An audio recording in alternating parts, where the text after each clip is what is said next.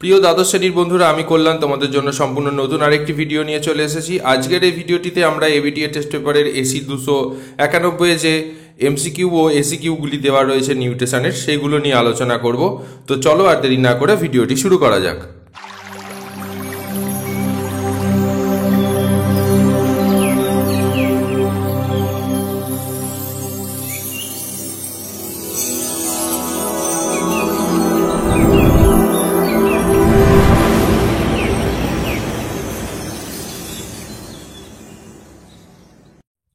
আমরা এখানে প্রশ্নগুলো এমনভাবে উপস্থাপন করেছি যাতে তোমাদের পরবর্তীতে করা হয়ে গিয়ে থাকলেও নিজেদেরকে যাচাই করে নিতে পারো যে মনে আছে কিনা বা ঠিকঠাক মনে থাকছে কিনা।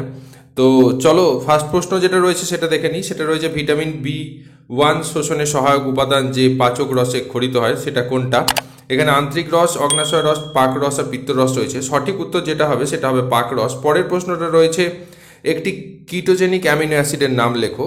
এখানে যে চারটে অপশন রয়েছে, হ্যাঁ অনেকেই সঠিক উত্তর দিতে পেরেছো। চলো দেখে নাও সঠিক উত্তর কোনটি। এখানে সঠিক উত্তরটি হচ্ছে অ্যালানিন। পরের প্রশ্ন যেটা রয়েছে, কোন গ্রন্থির নিশ্চিত রসে পরিপাক ক্রিয়ার জন্য প্রয়োজনীয় উৎসেচক থাকে না।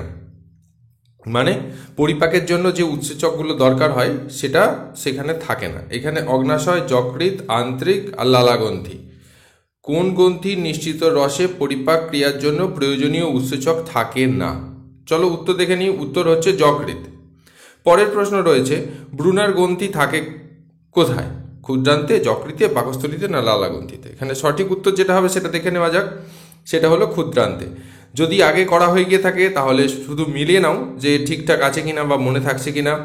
ইনসুলিন অগ্নাশয়ের কোন কোষ থেকে নিঃসৃত হয়? এখানে আলফা, বিটা, গামা এই সমস্ত দেওয়া রয়েছে আর সবকটি বলা রয়েছে।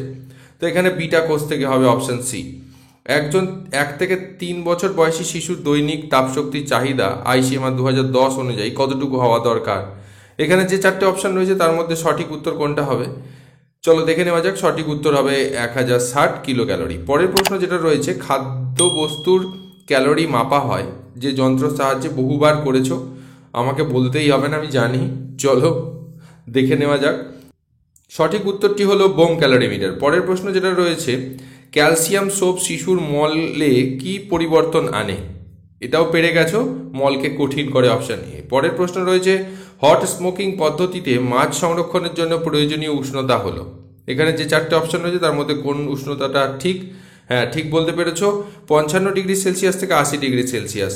10 নম্বর যেটা রয়েছে, DASH ডায়েট ব্যবহৃত হয় যে রোগে, তা হলো উচ্চ রক্তচাপ, জন্ডিস, উদরাময় আর হচ্ছে ডায়াবেটিস। এখানে সঠিক উত্তর যেটা সেটা হলো উচ্চ রক্তচাপ। পরের প্রশ্ন রয়েছে, স্টিক ওয়াটার কি?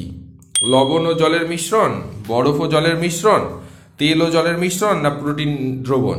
এখানে সঠিক উত্তর, হ্যাঁ ঠিকই দিয়ে ফেলেছো, প্রোটিন দ্রবণ। পরের প্রশ্ন রয়েছে, একজন গর্ভবতী মহিলার দৈনিক অতিরিক্ত ক্যালসিয়ামের চাহিদা কতটুকু? এখানে যেটুকু সঠিক উত্তর যেটা, এই ধরনের প্রশ্নগুলো আমি আগেও বলেছি। গর্ভবতী অবস্থায় এবং স্তন দানকালে যে আমাদের মায়েদের ক্যালসিয়াম বলো, জিঙ্ক বলো, আয়োডিন বলো, এই যে মাত্রাগুলো বা লোহা, সেগুলো কতটুকু করে প্রয়োজন এবং এমনি সময় কতটুকু প্রয়োজন সেগুলো অবশ্যই মনে রাখবে। আলাদা করে খাতার মধ্যে চার্ট করে নেবে, দিয়ে সেই চার্টটা মাঝে মাঝে দেখবে, তাহলে মনে থেকে যাবে। তো এখানে সঠিক উত্তর যেটা হবে সেটা হচ্ছে 600 mg। পরের প্রশ্ন যেটা রয়েছে, বিশ্ব মাতৃ স্তনপান সপ্তাহ কবে পালিত হয়? যে চারটে অপশন রয়েছে তার মধ্যে সঠিক উত্তর, হ্যাঁ ঠিকই দিয়ে ফেলেছো, 1 থেকে 7 আগস্ট, অপশন সি। পরের প্রশ্ন যেটা সেটা দেখবো, বাল আহারের প্রধান অংশ কোনটা? এখানে গমের আটা, গুঁড়ো দুধ না ভাজা ছোলার ময়দা না চীনা বাদামের ময়দা? হ্যাঁ ঠিকই বলেছো, গমের আটা। পরের প্রশ্ন, ভারতের সর্বপ্রথম ড্যাশ প্রতিরোধকমূলক কর্মসূচি প্রবর্তিত হয়? এখানে যে চারটে রয়েছে, বন্ধ্যাত্ব, অন্ধত্ব, স্কারভি আর রিকেট। এখানে সঠিক উত্তরটি হলো বন্ধ্যাত্ব। পরের প্রশ্ন রয়েছে, বিশ্ব পুষ্টি দিবস পালিত হয় কবে? 14 অক্টোবর, 15 অক্টোবর, 16 অক্টোবর আর 28 মে। এখানে সঠিক উত্তর যেটা সেটা হলো 28 মে। পরের প্রশ্ন দেখব, ফ্রিডম ফ্রম হাঙ্গার এর প্রচার কার্যে অভিযান চালায় কে? এখানে হু, FAO, ইউনিসেফ আর ICMR। সবাই সম্পূর্ণ নামগুলো অবশ্যই জানো, আমি জানি। যদি ভুলে গিয়ে থাকো, মনে না থাকে, তাহলে অবশ্যই দেখে নাও, একটু মনে রাখার চেষ্টা করো। তো এখানে সঠিক উত্তরটা দেখে নেবো। সঠিক উত্তরটা হলো FAO, food and agriculture organisation. এর সদর দপ্তর কোথায় অবস্থিত একটু কমেন্ট সেকশনে জানিও তো। চলো পরের প্রশ্নটা দেখে নেওয়া যাক। গোলমরিচে মেশানো হয় ভেজাল হিসাবে কোনটা? তেঁতুলের বীজ, পেঁপের বীজ, কাঠের গুঁড়ো আর আর্জিমন বীজ। গোলমরিচের সাথে সাদৃশ্য আছে এই বীজগুলোর মধ্যে কোনটা? ঠিক বলতে পারছো, পেঁপের বীজ। চলো সঠিক উত্তর দেখে নিই, পেঁপের বীজ। পরের প্রশ্ন রয়েছে, একটি বিশুদ্ধ খাদ্য বলতে কোনটাকে বোঝানো হয়? চিনি, মাছ, ডিম, দুধ। মানে তার মধ্যে খালি এক ধরনের ইনগ্রেডিয়েন্টসই আছে। তো এখানে সঠিক উত্তর হলো চিনি, অপশান নিয়ে। পরের প্রশ্ন রয়েছে, NGCP বা ন্যাশনাল গয়টার কন্ট্রোল প্রোগ্রাম কর্মসূচি নেয় ভারত সরকার কত সালে? এখানে যে সালগুলো রয়েছে তার মধ্যে সঠিক উত্তর হলো 1992 সালে। পরের প্রশ্ন রয়েছে, পুষ্টি শিক্ষাদানের সবচেয়ে কার্যকারী পদ্ধতি কোনটা? আলোচনা, দর্শন আর শ্রবণ, দর্শন আর অনলি শ্রবণ। হ্যাঁ ঠিক বলেছো, অপশন বি, দর্শন আর শ্রবণ। এই হয়ে গেল MCQ-গুলো। এবার SAQ যেগুলো রয়েছে আমরা সেগুলো দেখে নেব। আগামী 2-1 দিনের মধ্যেই তোমাদের সামনে আমি উপস্থাপন করতে চলেছি এই বছরে 2024-এর এইচএসের নিউট্রিশনের বড় কোশ্চেনের সাজেশান। তো খেয়াল রাখো, চ্যানেলটাকে লক্ষ্য রাখো। প্রথম প্রশ্নটি যেটা রয়েছে, ট্রান্সমিথাইলেশন বলতে কি বোঝো? যে পদ্ধতিতে ট্রান্সমিথাইলেজ উৎসেচকের সাহায্যে কোনো একটি অ্যামিনো অ্যাসিড থেকে মিথাইলমূলক অন্য কোনো পদার্থে স্থানান্তরিত হয়, তখন সেই স্থানান্তর প্রক্রিয়াটিকে ট্রান্সমিথাইলেশন বলে। পরের প্রশ্ন, কায়েম কি? পাকস্থলীর ক্রমিক সংকোচন ও প্রসারণের ফলে খাদ্য পাকরসের সঙ্গে ভালোভাবে মিশ্রিত হয় এবং ক্রমশ অর্ধতরল পদার্থে পরিণত হয়, একে পাকমণ্ড বা কায়েম বলে। PAR বলতে কি বোঝো? এখানে PAR বলতে ফিজিক্যাল অ্যাক্টিভিটি রেশিওকে বোঝানো হয়। পরের প্রশ্নটা আমরা দেখে নেব। পরের প্রশ্ন যেটা রয়েছে, রেগুলেটরি উৎসেচক কাকে বলে? রেগুলেটরি এনজাইম আমরা আগেও বহুবার পেয়েছি। কোষের এক বিশেষ ধরনের এনজাইম দ্বারা বিভিন্ন ধরনের ক্রিয়ার সংকেতকে বুঝতে পারে এবং প্রয়োজন মতো বিক্রিয়ার হারকে নিয়ন্ত্রিত করে, তাদেরকে রেগুলেটরি এনজাইম বা নিয়ন্ত্রক উৎসেচক বলে, যেমন হেক্সোকাইনেজ। পরের প্রশ্ন, REEর পুরো নাম কি?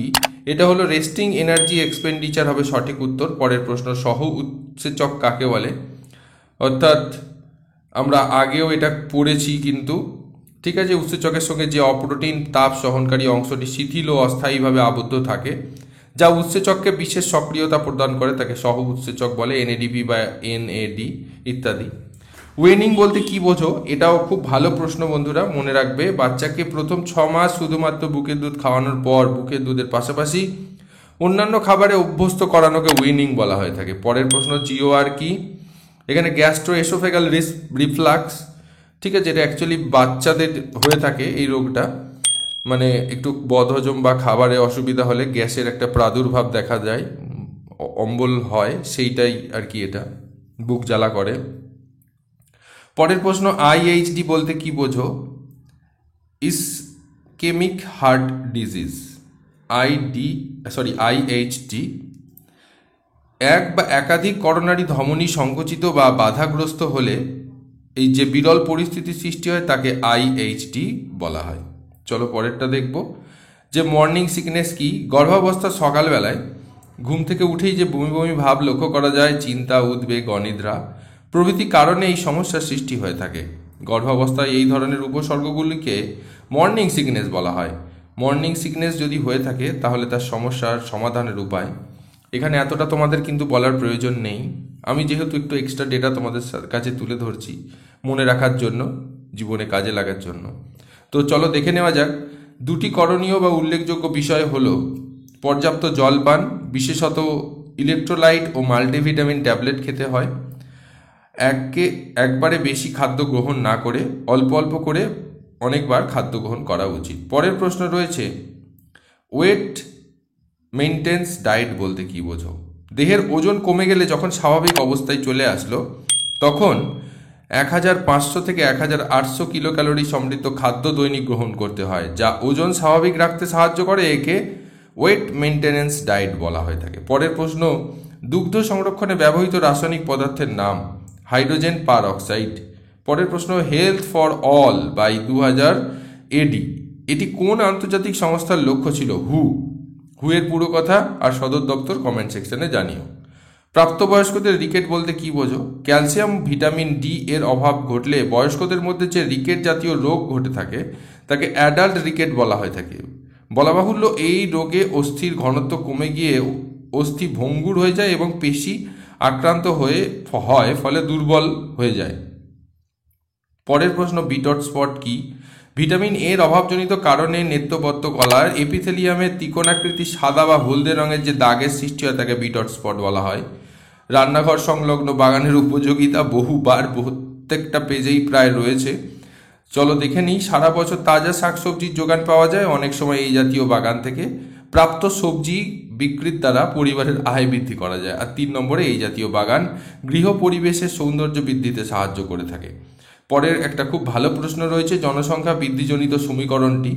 এখানে x is equal to r plus P ব্র্যাকেটের মধ্যে মাইনাস কিউ প্লাস এস, যেখানে এক্স ইজিক্যাল টু জনসংখ্যা বৃদ্ধিজনিত পরিবর্তন জন্মহার, পি ইজিক্যাল টু এদেশে বসবাসের জন্য বাইরে থেকে আসা বিদেশি, আর কিউ হলো মৃত্যুহার, আর এস হলো এদেশ থেকে বসবাসের জন্য বিদেশে যাওয়া লোকজন। এইটা দিয়ে এই সমীকরণটা x is equal to r plus p minus q plus s, এটা করে দিলে অ্যান্সার বেরিয়ে আসবে। পরের প্রশ্ন, খাদ্য বিনিময় তালিকা কি? বিভিন্ন সময় ব্যক্তির শারীরবৃত্তীয় প্রয়োজন অনুযায়ী কোনো একটি খাদ্যের পুষ্টিমূল্যের সঙ্গে সঙ্গতিপূর্ণ অপর কোনো একটি খাদ্য দিতে হয়। সেক্ষেত্রে কোনো একটি লব্ধ উপাদানের সঙ্গে সঙ্গতি রেখে মোটামুটি একই প্রকারের ক্যালোরি সমৃদ্ধ অন্যান্য খাদ্য প্রদানের ব্যবস্থা করা হয়। এইভাবে কোনো একটি খাদ্যের সঙ্গে অন্য যে সমস্ত খাদ্য সামগ্রী বিনিময় করা হয় তাদের নাম ও পরিমাণ সমন্বিত তালিকাকে খাদ্য বিনিময় তালিকা বলে। জীবনরক্ষক ঘোল ওআরএসকে বলা হয়। পুরো কথা লিখতে বলা আছে এনএনএমবি, ন্যাশনাল নিউট্রিশন মনিটরিং ব্যুরো হবে সঠিক উত্তর। পরের প্রশ্ন, ইউনিসেফেরও পুরো কথা লিখবে United Nations international child emergency fund. পরিবর্তে এর নাম হয়ে গেছিল বা হয়ে গেছে এখন United Nations children's fund, UNICEF. তো বন্ধুরা, এখানে শেষ হয়ে গেল ভিডিওটা যদি ভালো লাগে তাহলে অবশ্যই লাইক করো, চ্যানেলে নতুন হলে চ্যানেলটি সাবস্ক্রাইব করে পাশে থাকা বেল আইকনটা প্রেস করে দিয়ে আমাদের চ্যানেলের সদস্য হয়ে যাও। আর অবশ্যই তোমার বন্ধুদের সাথে শেয়ার করো। আর কয়েকটা ভিডিও বোধহয় 2টো রয়েছে আরও পেজ, সেগুলি আমি তোমাদের সামনে তুলে দেওয়ার চেষ্টা করছি তোমাদের এক্সামের আগে। হাসি না, জোকস অ্যাপার্ট, আমি খুব অসুবিধার মধ্যে রয়েছি, চেষ্টা করছি তবুও। তো চলো, আজ এ পর্যন্তই বন্ধুরা। ভালো থেকো, সুস্থ থেকো, সাবধানে থেকো। আবার দেখা হচ্ছে আগামীতে। টাটা।